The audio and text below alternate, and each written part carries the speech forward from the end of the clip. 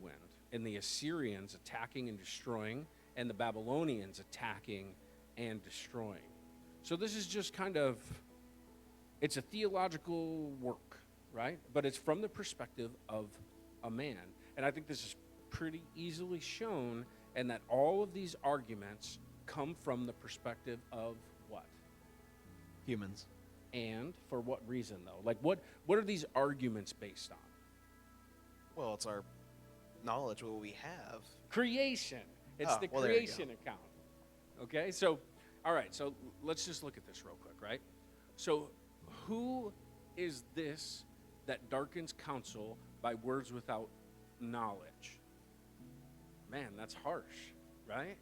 But what does that tell us? That tells us that the premise of the book up until this point, if God is answering, then all men are liars, right? Does that sound like a biblical thing? We've heard that. Let God be true and all men liars.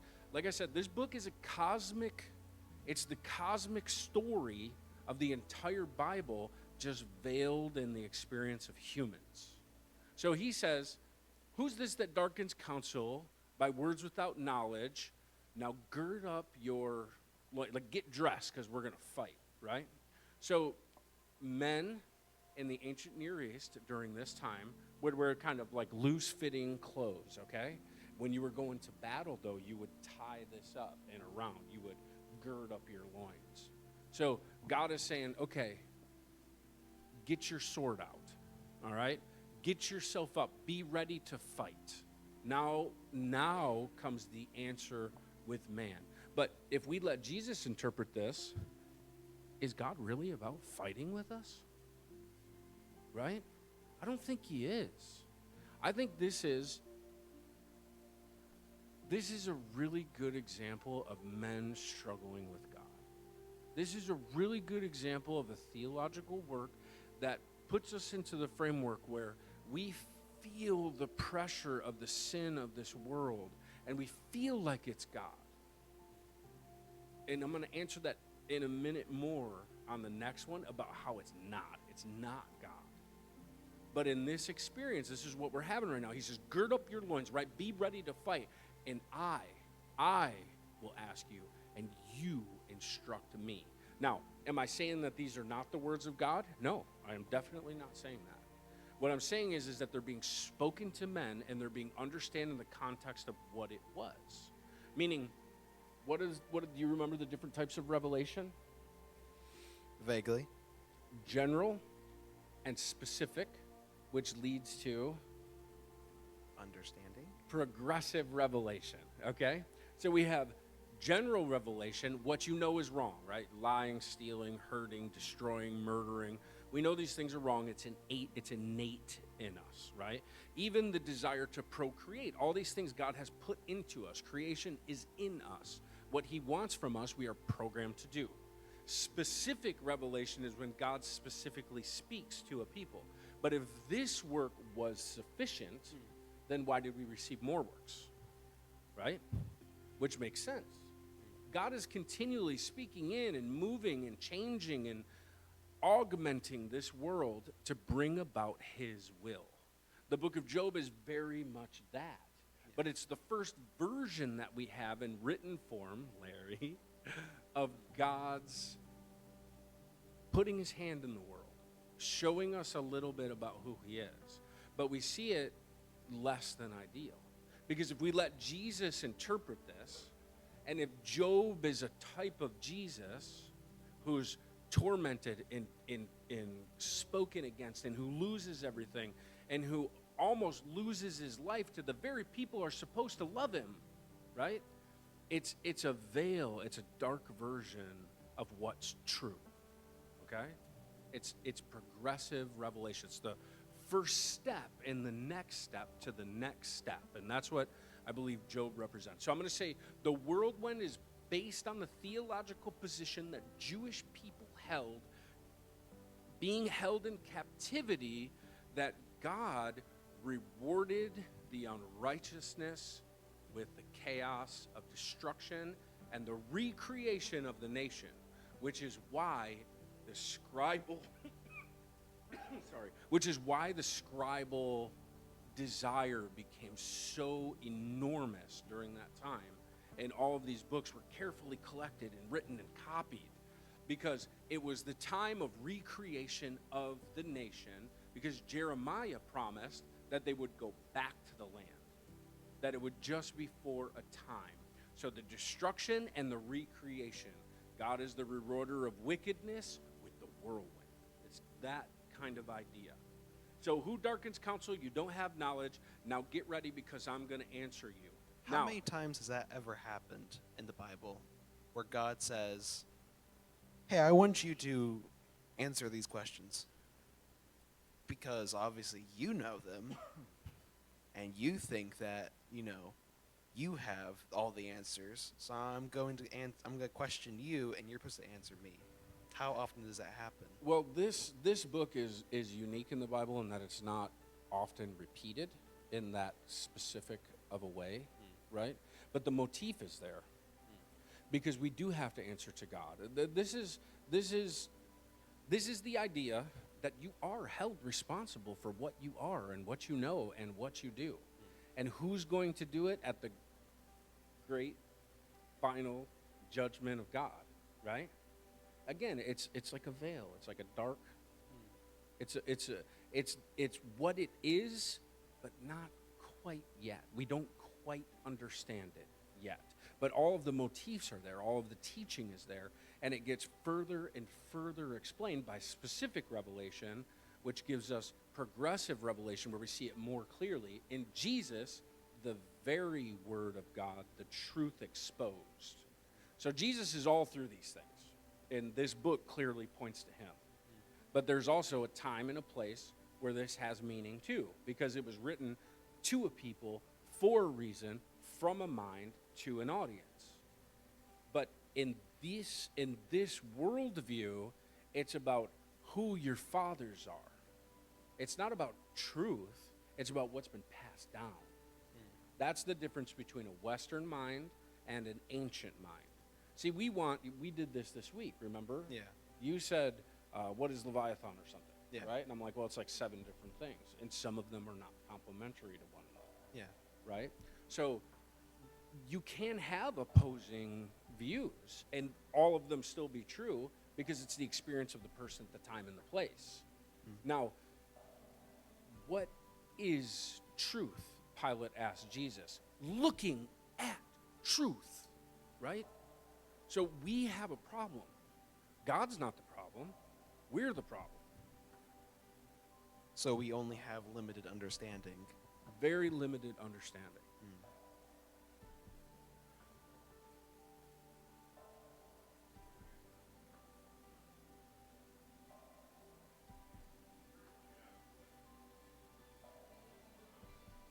That's right.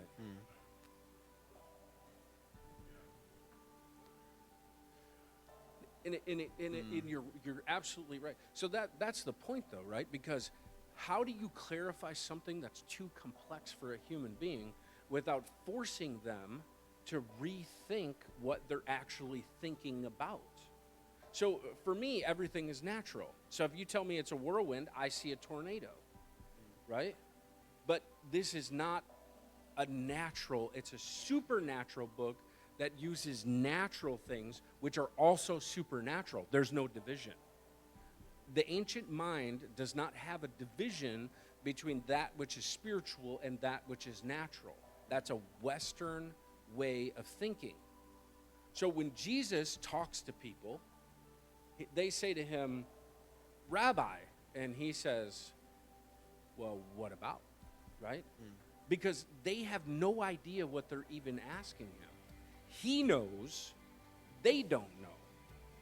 So that's why he speaks to us through a veil. He gives us parables. Yeah. He never spoke real plain. Can you imagine being 100% more intelligent? You can't teach your dog how to do arithmetic, right? But you can teach your dog how to make a figure 8, which symbolizes eternity, right? By leading them around with the treat. That's how God treats us. He's leading us around, trying to get us to figure out what eternity is, you know? And we're like sheep. Some of us are falling over the edge, and some of us won't follow, and some of us follow him all the way, and some of us follow for a minute, and then we find some treats, you know? We're not like him. But some of us, we are like, because in our culture nowadays, we are very much so, I want facts and figures. Some people even go to the Bible being like, oh, I want the scientific answer for this. Yeah, and I would say you're barking up the wrong tree. The Bible was never written to be that. So if we want a scientific treatise on the foundations of the earth, then we need to go talk to a geologist, right? And we'll let them try to figure it out. But I promise you, when they tell you that radiometric dating says nobody was there to figure that out, right? We assume constant. Okay. The way that science is done is that you assume something can be repeated over and over and over again, okay? So if you're reading radiological data, so the way radiation leaves and the half-lives of things, then what you're assuming is that it has always reacted the same way. But that's not the way the earth has always been. We know that the atmosphere has been different over time. We know that weather changes. They're screaming at us now that we're destroying the earth, right? That the weather's changing. It's getting hotter. The sea levels are rising. Well, what happens when there's more CO2, less CO2, more oxygen, less oxygen? You can't do that in a controlled environment because you can't recreate an earth. So our assumptions create misinformation. Science is no different than this book. What we call truth from the relativistic, humanistic, I am God version of things is nothing more than a fairy tale dreamed up by people. So which one do you want to follow? You want to learn from Job and have ancient wisdom? Or do you want to follow the world around us that tells us whatever it tells us? And then 50 years from now, they go, oops, well, I guess that one wasn't right, you know? In a way, that reminds me of Job's friends. Oh, it's very much like Job's friends because it's the human condition. It doesn't change. Either we can see ourselves from God's perspective or we can see ourselves from man's perspective, and one of them leads to death. Okay, let's get back to the book. Okay. Oh, should we light the candles first? Oh, can I have a couple ladies or a lady or so?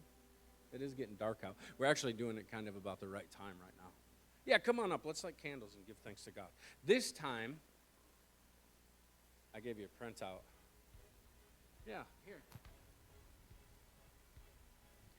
Do I put it first? Sure. That'll be good. I do not. Yeah. There we go. Okay, try this one here. Can you do that? We're going to get this figured out. Oh. How about this? I'll light it.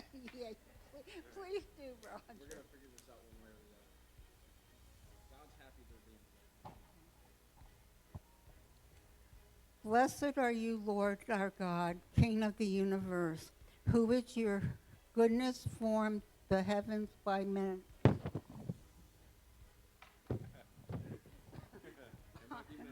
By wisdom, and stretched out the earth upon its foundations. You established the sun and moon to mark the time, the stars to declare your glory in the night. You set the earth as a home for mankind, a place of wonder. On the seventh day, you completed your work, and you blessed this day and made it holy. You gave it to your people, a gift of peace, a reminder of creation, a sign of the covenant between you and us forever. We remember your goodness in the garden when you walked with Adam in the cool of the day. You made the world and called it very good. And to this day, your mercy renews all things. Blessed are you, Lord, who brings forth rest from toil, light from darkness, peace from striving, and giving us holy time to talk and enjoy everything you have done. Amen. Amen. I gotta take my... So that's a very ancient tradition. It's very ancient. Because on Friday night we get to rest with him and just be thankful. It's not weird. It's the most biblical thing we could do. It's And as a really quick reminder, why do we light the candles? the greater and lesser lights. God created the sun and the moon, and they dictate all of our lives. They give us our seasons. They give us our food. They give us growth cycles. They give us the time to birth. They give us the time to die. They give us everything. He governs our lives by the greater and the lesser light. Okay, so where were you when I laid the foundation of the earth? Ding, ding, ding, Genesis, right? This should just flood Genesis in your mind. The odd thing about Genesis and Job is that though Job is before, you have to know Genesis. And though Genesis is before, it was actually written after, but you have to know both of them to understand Job's argument, because this book was written from that worldview. That worldview was given to Israel when they came out from Egypt, but they had it also before because it was Abraham's worldview. So this is very old. Okay. The foundation of it. Now tell me if you have understanding, who sets its measures, since you know, or who stretched the line on what were its bases sunk, or what laid its cornerstone?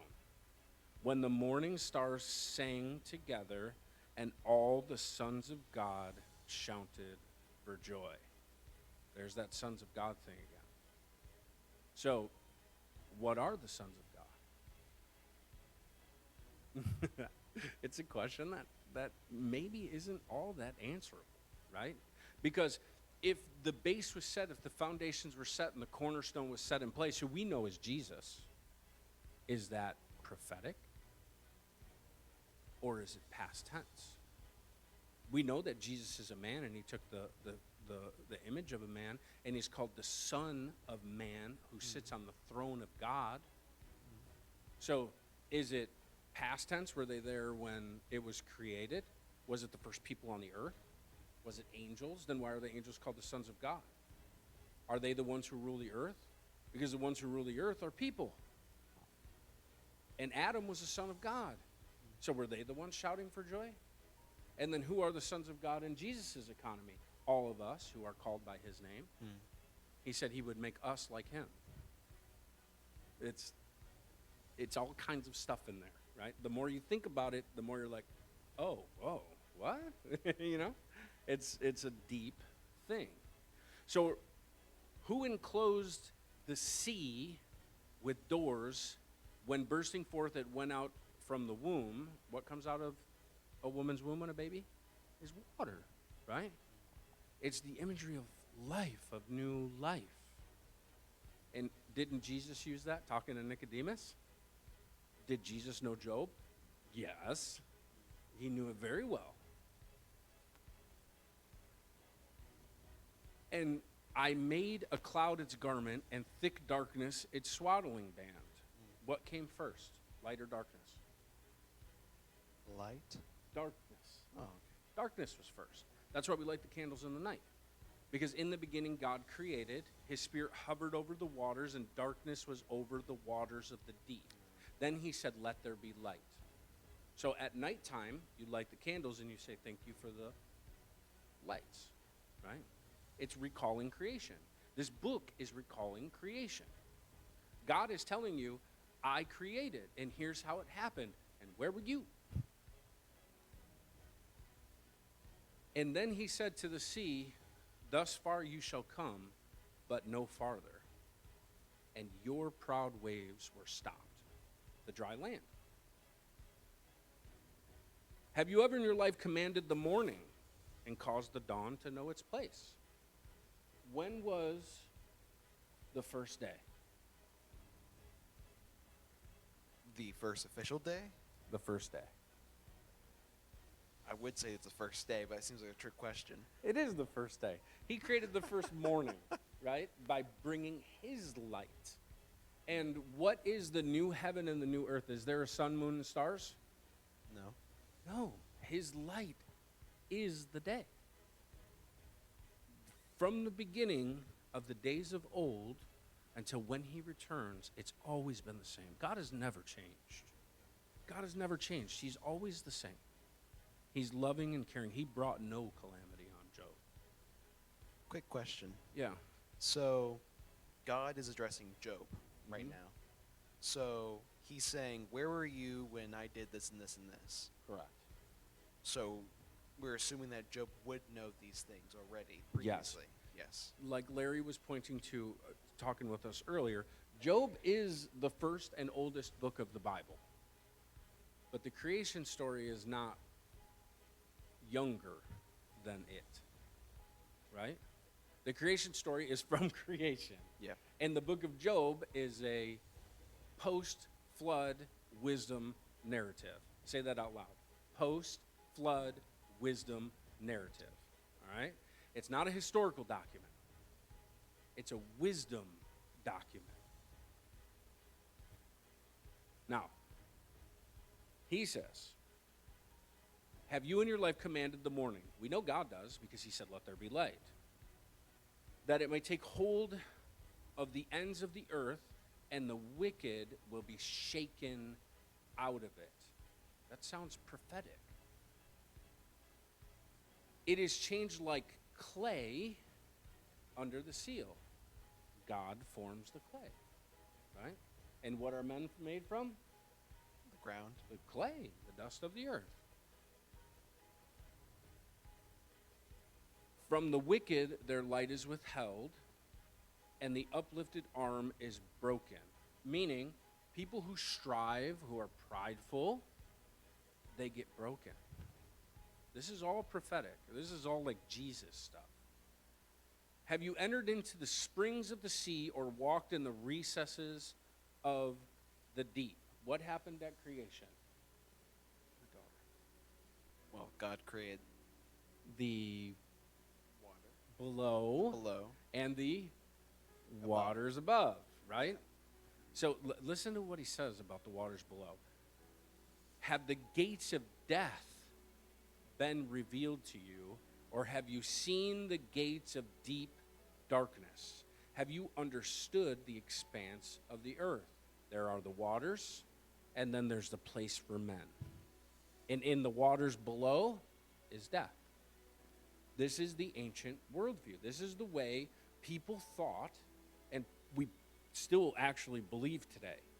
We just don't see it in the same light, pun intended. So, where do we bury bodies? In the ground. Where do we get water? on the ground. You dig a well, right? If you go deep enough, you find water. And what's down in that water? Deep darkness. And the further deep down you go, pressure and heat and darkness. To the ancient mind, the souls, the people, the Nephilim, everything that died was put into the earth and went down into the recesses of the waters below. And that's what you would call Sheol. Sheol. Sheol. Yep, S-H-E-O-L. So various theological positions are taken on this, right? You have, what's it called? What do the Catholics have? Where you go in your purgatory, right? So that's like the holding place. So it's a kind of a version of this, right? It's an attempt to deal with Sheol. Most Christian churches don't really deal with it, right? We don't really talk about it. But this is what Sheol is. It's the waters below. It's the deep darkness where bodies and people and souls go, waiting for the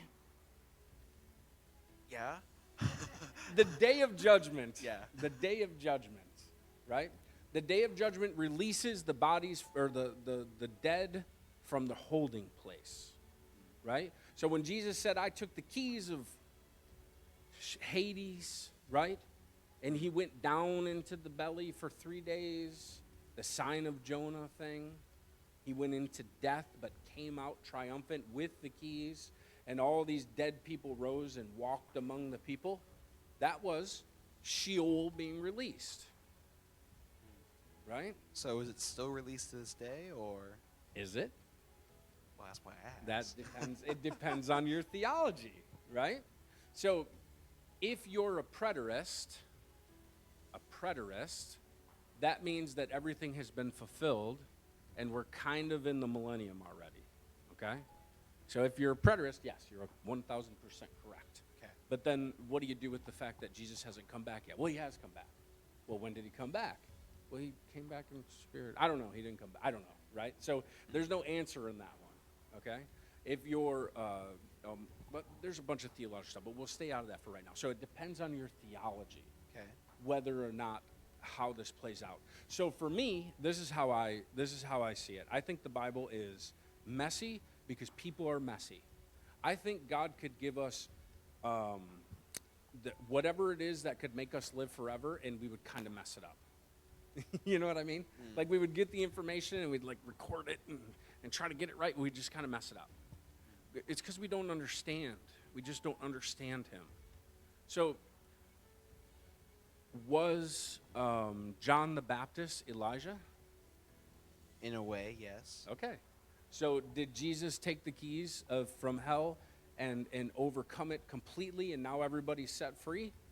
Kind of, right? It's now not yet. He said the gates of hell are sieged and that they will not overcome the kingdom. So basically, it's like an army gathered around the city, and they are sieged, and they're being starved to death, and soon it'll be over. That's what it means. So did he let it loose forever? No, not really. There's still more, Yeah. right? So the Davidic king will solve the world's problems by teaching us all to be Torah observant. We're all going to keep the law, and we're going to walk in God's ways. But the Davidic king is not what we have right now. We have the suffering king. We have the Job. So he died, and he will restore. We haven't gotten to that part. This book is very prophetic. Quick question before we continue. Yeah. Because we're talking about the waters, right? Yep. The biggest thing that's always gotten me about baptism is that it has to do with water. It's Job. It's Okay. the Exodus. It's the whole story of the Bible. So you go down into the waters and you come out of the waters. That's Exodus. That's death. It's a symbol. It's a sign. There's a reason why we do it. It's a good act. It's being cleansed. It's like 17 different things all at once. But it's the story of the Bible. It's living out what we can do to reenact the miracles of God.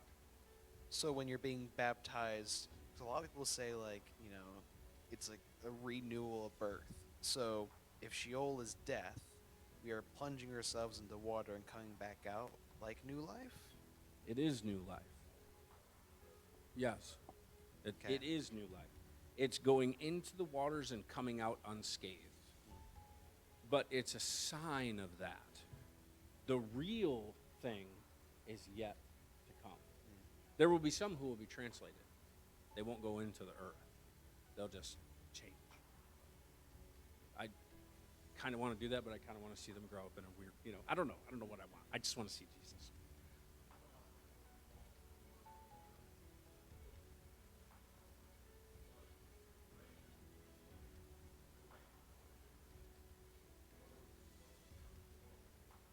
The springs of the deep were bursting forth. And so this is kind of cool, actually. So let's do the science thing for a minute, all right? So there's all these people who were very sure that was absolutely impossible. There's no way it could happen. You had to have 2 or 3 times the water that's on the earth, and it's just not possible, Roger. Don't you believe in science? Do you? Sure, but I love the Bible. So here's what I'm concerned about. What are the waters of the deep? Oh, well, it turns out we found a thing called ringwoodite that has 2 to 3 times the amount of water that's on the surface of the earth, held in dark, hot pressure in the earth.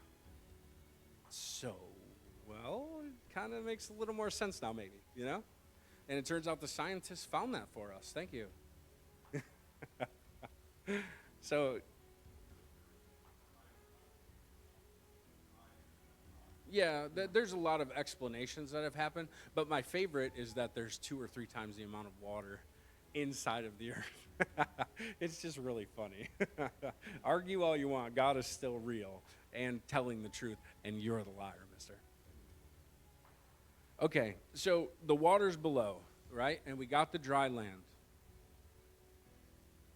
the expanse, it's called, right? So when we get to Genesis, we're going to see this like expanse idea.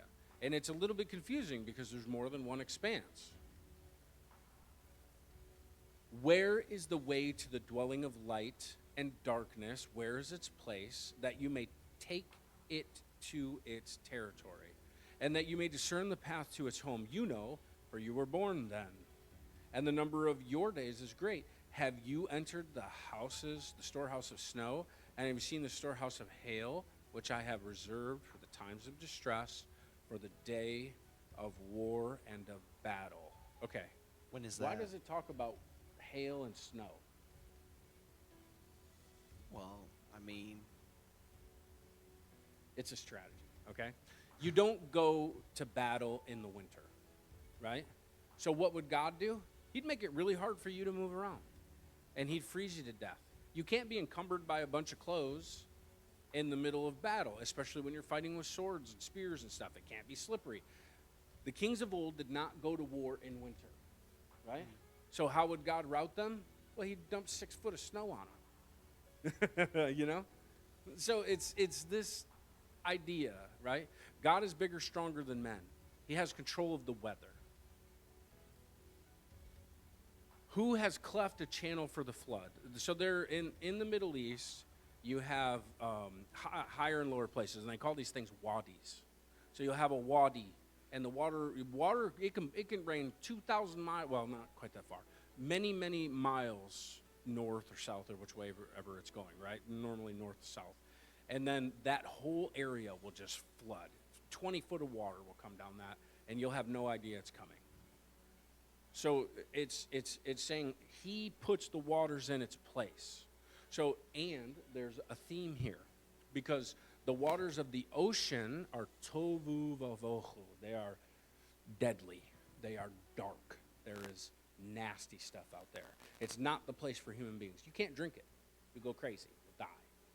But the waters that are on the earth are sweet.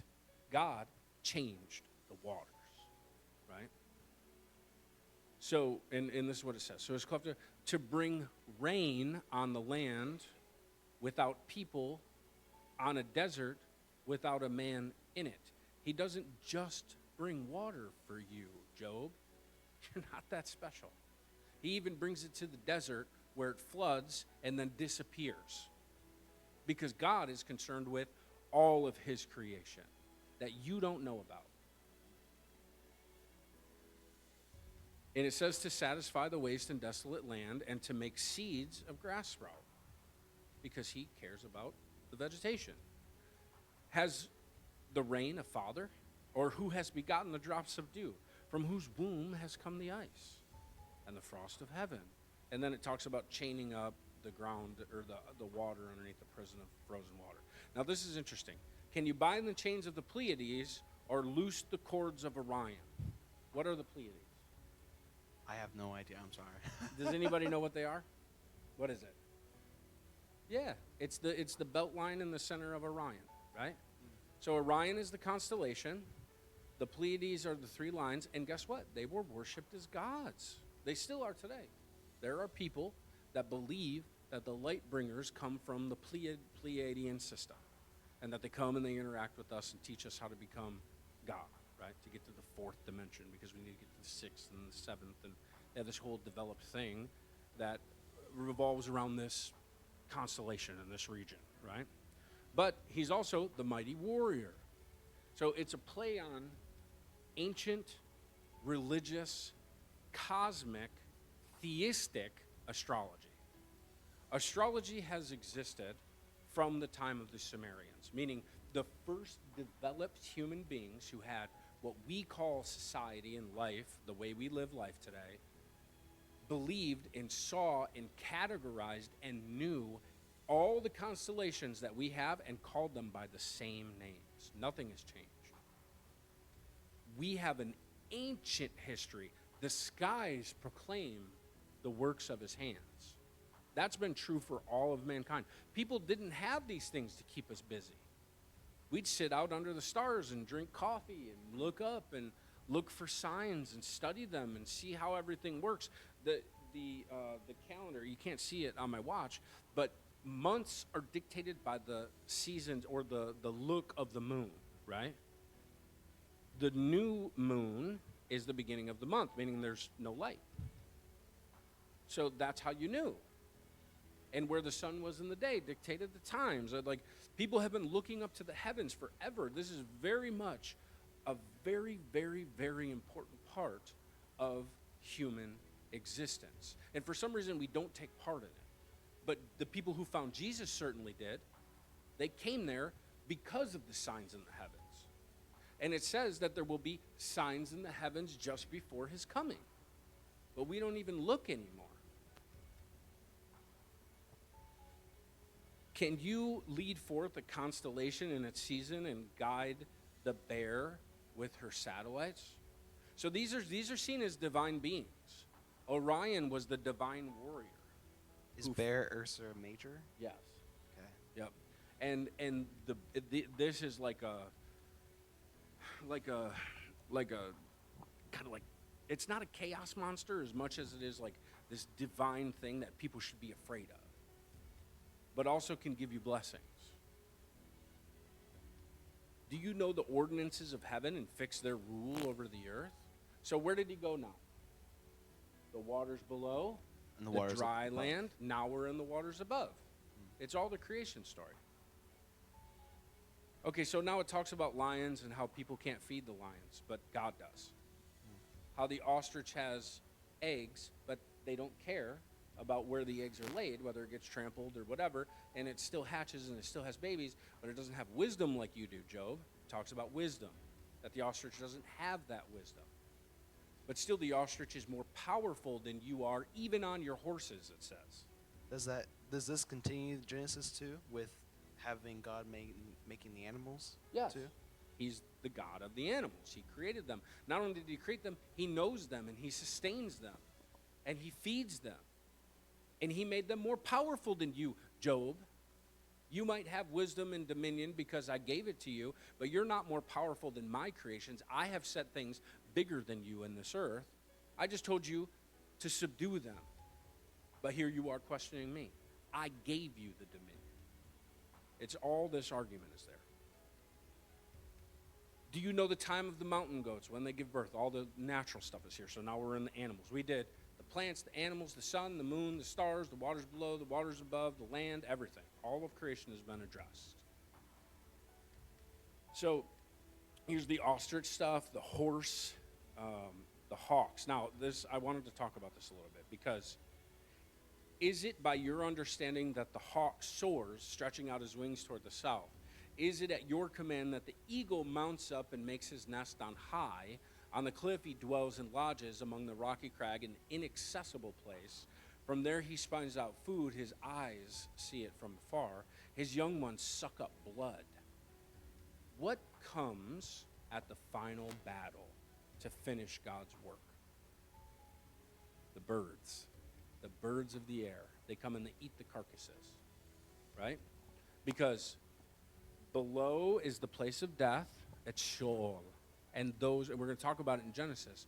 The birds and the fish receive something special that nothing else receives except for humans, minus dominion, because they're servants of God.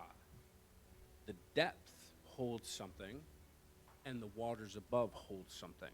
And the birds fly, they're free, they're kind of divine things.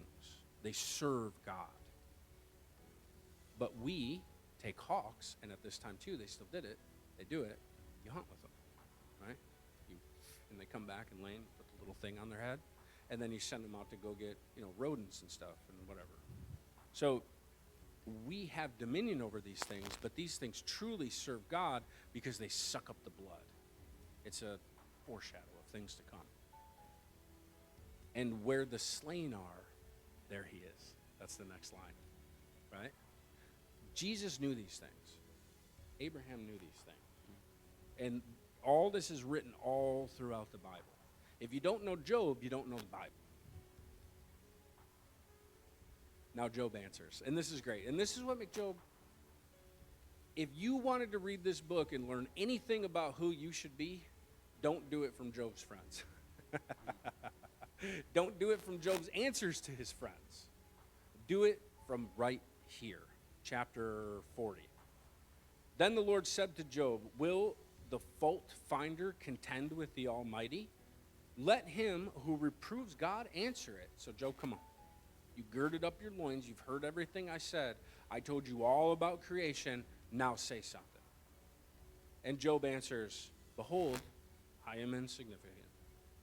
What can I reply to you? I lay my hand on my mouth.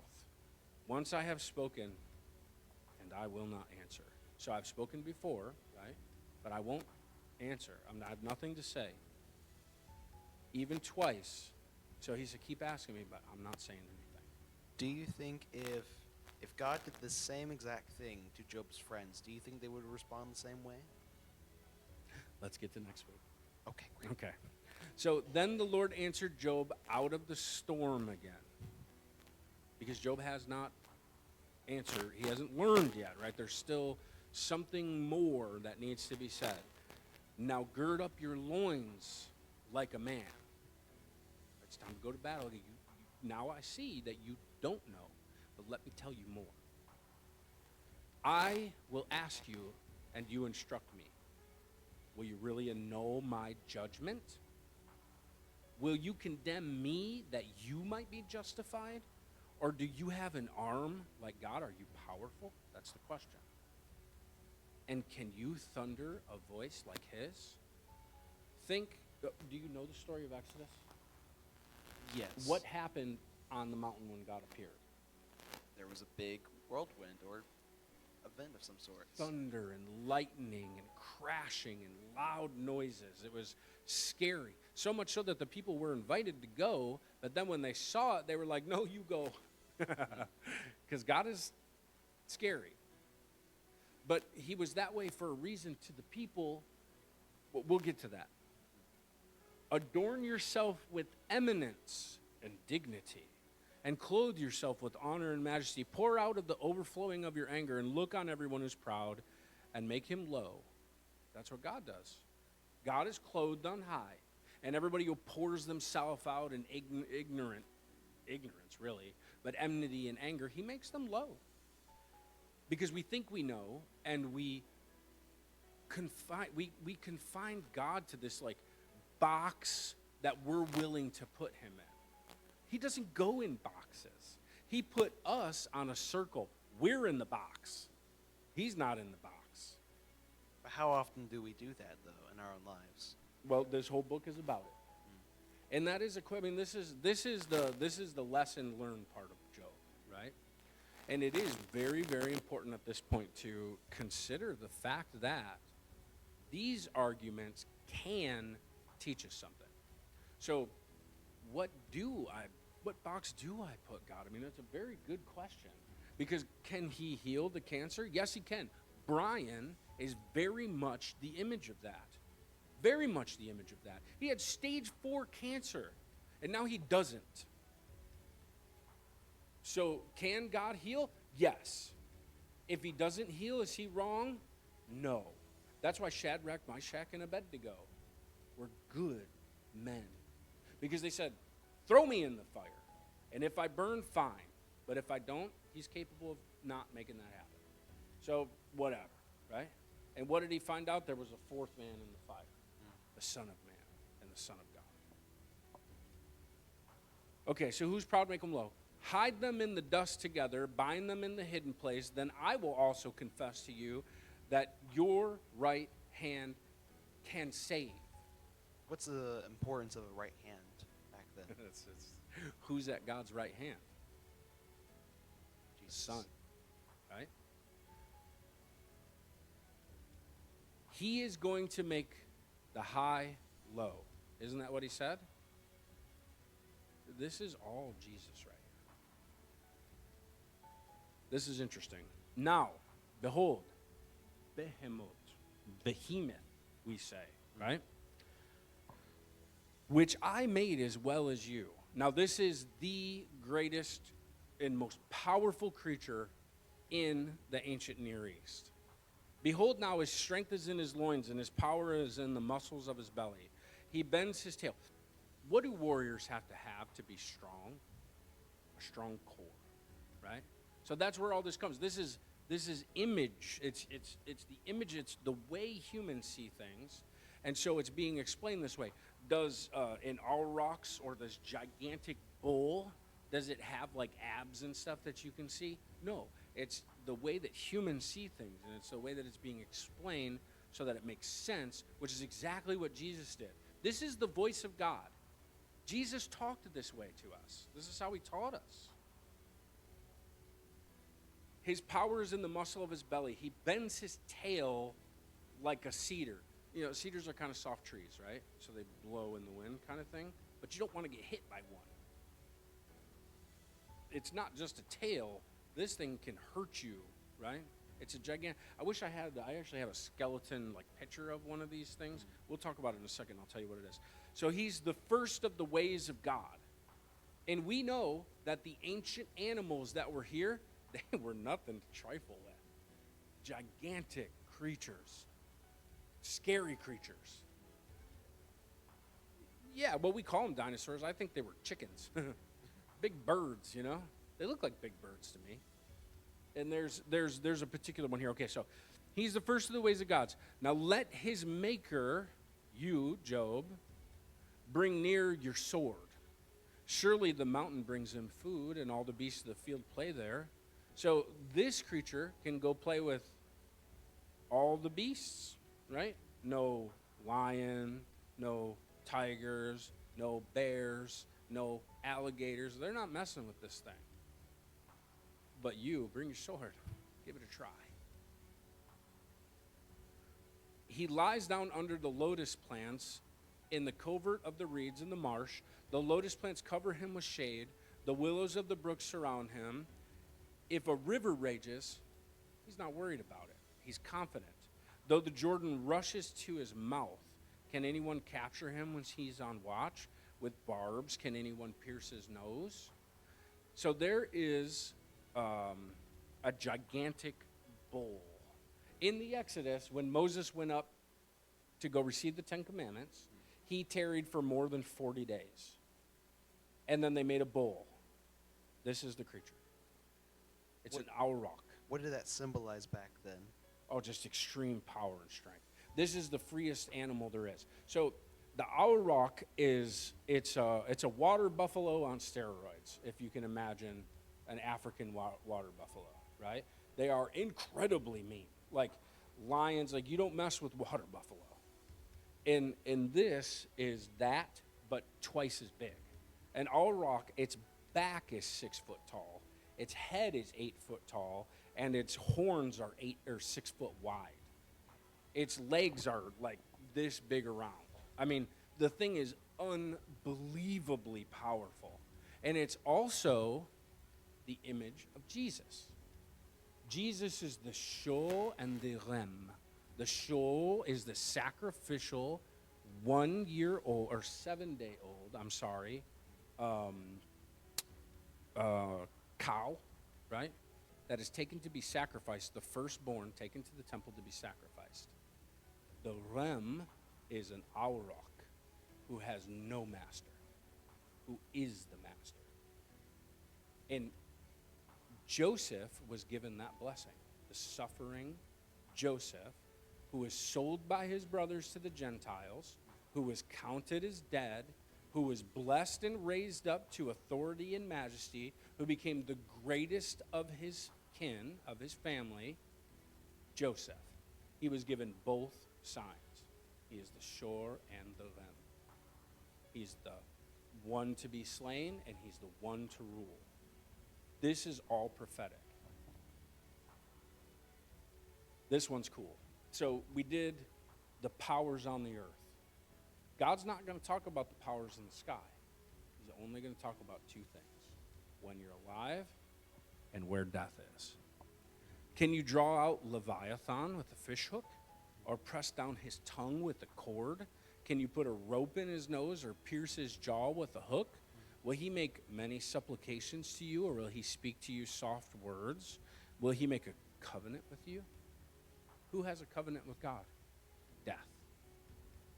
Right? It's a legal binding agreement. When we fell, we inherited death.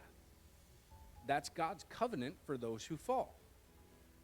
Leviathan is the image of that, but it's also an animal. It's also a creature, but it's a creature of the chaos waters of where death is. Will you play with him as a bird? Will the traders bargain over him? Will you divide him among your merchants? Can you fill his skin with harpoons or his head with fishing hooks? So what did the merchants do? They went out to the waters, they fished, they brought in lapis lazuli, right? Just different stuff. It all came from the waters. They knew how to sail, contrary to what, science will tell you. People were going all over the place. There's ziggurats in Central America. How did Mesopotamian ziggurats get in Central America? People were traveling all over. So this is that thing. Like, you go out on the sea, and you think you've mastered it, but you can't master Leviathan. So don't think, Job, right? You have a thriving trade, okay? Before all this, and now you're unclean and can't do anything anymore. But you had a thriving trade, and you're a righteous man, and you can take up your sword and you can fight Behemoth, okay, right? And now you got Leviathan. Okay, so yeah, you had boats, but you're not the master of the sea. I am. I will not keep silent regarding his limbs or his mighty strength or his orderly frame. Who can strip him of his outer armor? So this is some sort of dinosaur thing, probably, right? Something weird in the water. Like a crocodile? Maybe. It could be, but it seems like it's out in the waters, right? So rivers, maybe, because crocodiles do go out there. Could be that. I mean, the books say kind of crocodile, so maybe it is. Maybe. So they're joined one another. They clasp hands. They cannot be separated. Sneezes. But here's the thing that's weird about it, is his sneezes flash forth light, and his eyes are like eyelids of the morning, and of his mouth goes a burning torch. Sparks leap forth. Out of his nostrils smoke, a boiling pot, and his breath kindles coals. So now the question is in the past were there dragons, right? Were there like fire-breathing creatures? Maybe. It just depends on what we're willing to say people experienced. So, for instance, if a snake bites somebody and their flesh rots away, then they could be called the burning ones, right? Because it looks like fire happened, right? But it's not fire. We know that it's necrotic toxin, right? Poison. So maybe, right? So when the crocodile has so much power, maybe it's just shown that way. Maybe this is just imagery. But it is an experience, whatever that experience is. And it's an experience that's shared all across the world, right? This is one of those things that mythology plays out, meaning either it was something that actually is real, there was something that breathed fire, or it was the imagination and the way that people explained these things. It's one or the other. But I don't care. I just know that God is the God of that thing. So for me, it doesn't matter if it was fire or if it's just like this, crocodile that looks like it just burns things to death because when it grabs your arm, it just disappears, like up in smoke, right? We don't know what their way of thinking was. I don't think that they thought lesser or were less capable than we are. I think they were very much more capable because they were more philosophical and deeper thinkers than we are. Most people are very shallow thinkers.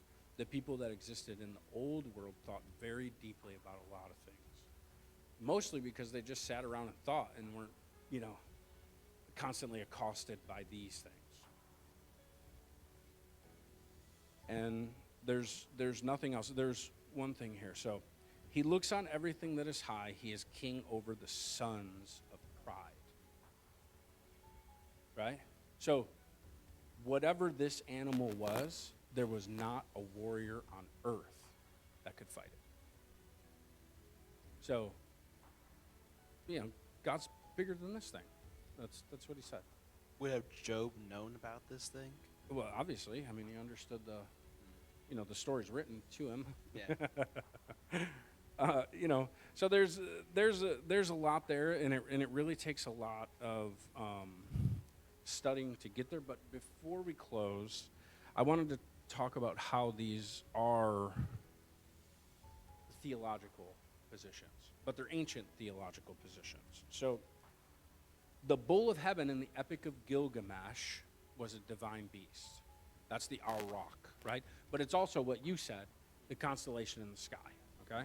So these things were considered one and the same, but two separate things, but spiritual and divine, but no separation in them. It's just the way that people thought.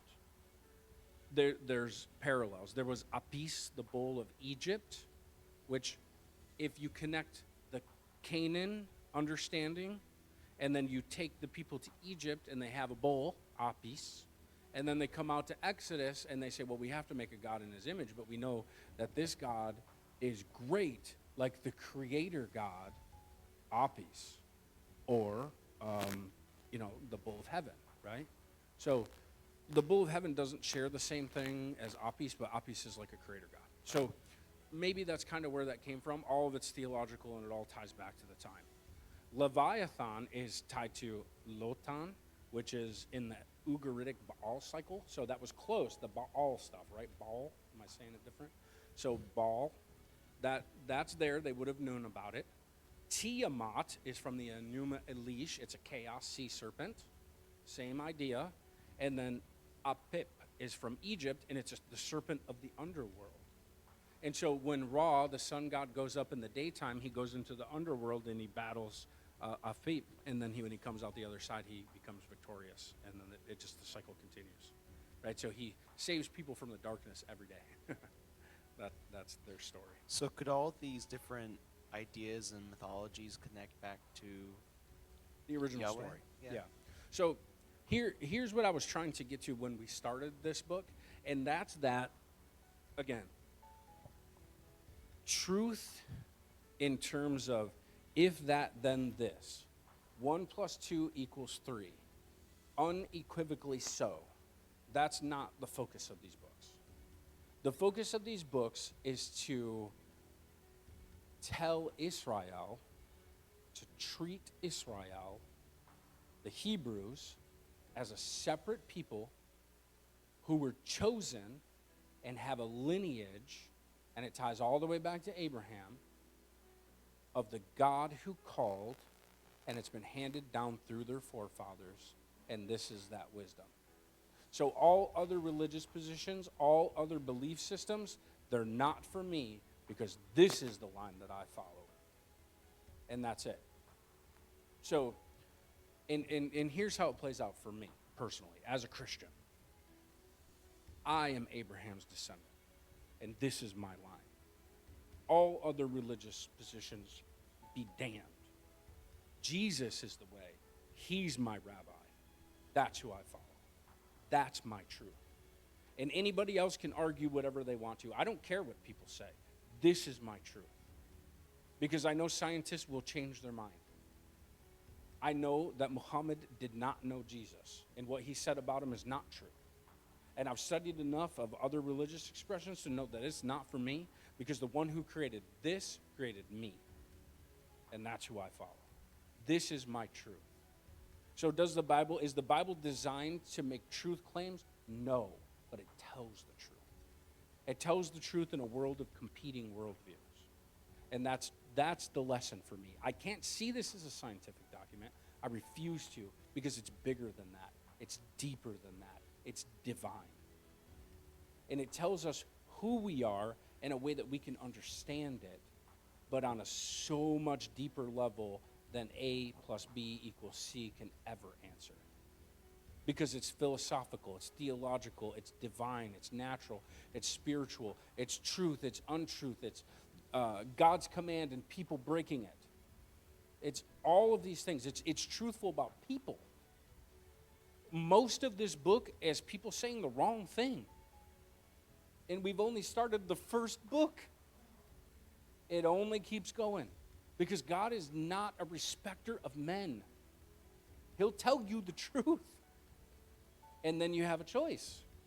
Is this my truth or not? I can't prove this. That's what I'm saying about this not being a truth claim. There's no way for me to prove that Job existed. He doesn't even have a lineage. But for me, This is wisdom, and that's all that matters to me. Because it points me to Jesus, the one who sits at the right hand, the one who calls the birds to devour the carcasses, the one who created the heaven, the earth, the moon, the stars, the waters above, the waters below, the dry land. My days start at night. You know what I mean? This is my theme. This is my covenant. Questions?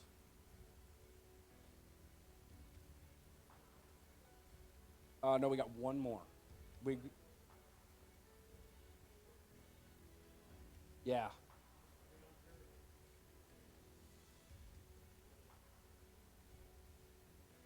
Next week, we're going to do that because when God answers, he says something that we have to take back to Elihu and all the friends. Then we can go back to them and we can find out what they really said.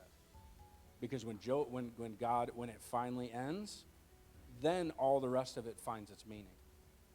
And we're going to do that. I will make that a specific and important part of next week's to help that. But bring your questions, because I may not get what you actually want to answer. Yeah.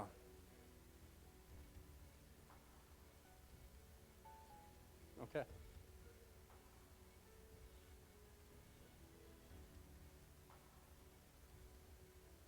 Doesn't come again.